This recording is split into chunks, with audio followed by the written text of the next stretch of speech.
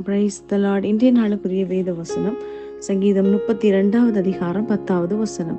துன்மார்க்கனுக்கு அநேக வேதனைகள் உண்டு, கர்த்தரை நம்பி இருக்கிறவனையோ கிருபை சூழ்ந்து கொள்ளும்.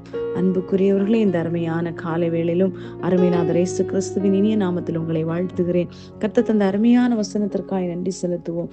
பாருங்கள், கர்த்தரை நம்பி இருக்கிறவனையோ கிருபை சூழ்ந்து கொள்ளும். அவர் ஒரு நாளும் நம்பி இருக்கிற பிள்ளைகளை வெட்கப்பட்டு போக வைத்த தேவன் அல்ல. காரணம், அவர்கள் அவரை நோக்கி பார்த்து பிரகாசமடைந்தார்கள், அவர்கள் முகங்கள் வெட்கப்படவில்லை என்று கர்த்தருடைய வேதம் நமக்கு சொல்ல இருக்கிறது. நாம் நம்பிக்கை வைக்க வேண்டியது இந்த உலகத்திலோ இந்த உலகத்தில் உள்ளவைகளோ. கர்த்தருடைய வேதம் இப்படியாய் சொல்லுது, உலகத்திலும் உலகத்தில் உள்ளவைகளிலும் அன்பு கூறாதிருங்கள். காரணம், அது மாயை, மனதுக்கு சஞ்சலம், அது அழிந்து போகக்கூடியது. அழிந்து போகக்கூடிய இந்த உலகத்தின் காரியங்களுக்காக அல்ல நம்மை கர்த்தர் அழைப்பது. நாம் இந்த உலகத்தின் ஓட்டத்தை முடித்து மறுமைக்குள் பிரவேசிக்கும் போது அங்கே ஒரு மகிமையான தேவனுடைய ராஜ்யம் உண்டு என்பதை நினைத்து இந்த நாட்களிலே காலம் எவ்வளவு வேகமாய் காலச்சக்கரம் ஓடிக்கொண்டிருக்கிறது. நாட்களை கர்த்தருக்காய் நாம் பிரயோஜனப்படுத்துவோம். அன்புக்குரியவர்களே, பாருங்கள், துன்மார்க்கருடைய நிலைமை என்ன? அவர்களோ அப்படி இராமல் காற்று பதறடிக்கிற ஒரு பதரை போல இருக்கிறார்கள். ஆகையால் துன்மார்க்கர் நியாய தீர்ப்பிலும் பாவிகள் நீதிமான்களின் சபையிலும் ஒரு நாளும் நிலை நிற்பதில்லை. காரணம், கர்த்தர் நீதிமான்களின் வழியை அறிந்திருக்கிறார்.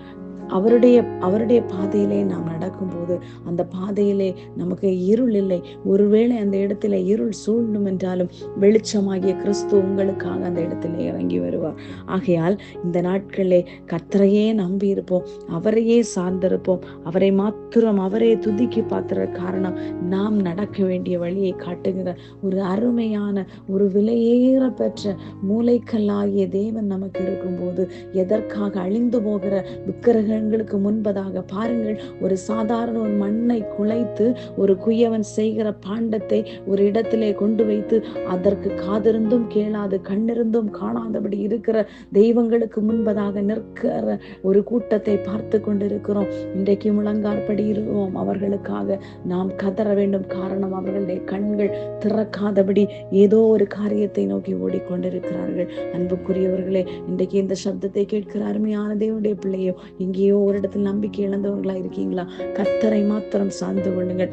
அவரை மாத்திரம் நம்பிக்கையாக கொண்டிருக்கும் போது உங்களுடைய வாழ்க்கையில அவர் மேலான காரியங்களை செய்து கிருபையினால் அவர் உங்களை வழிநடத்த வல்லமுள்ள தேவனாயிருக்கிறார். God bless you all.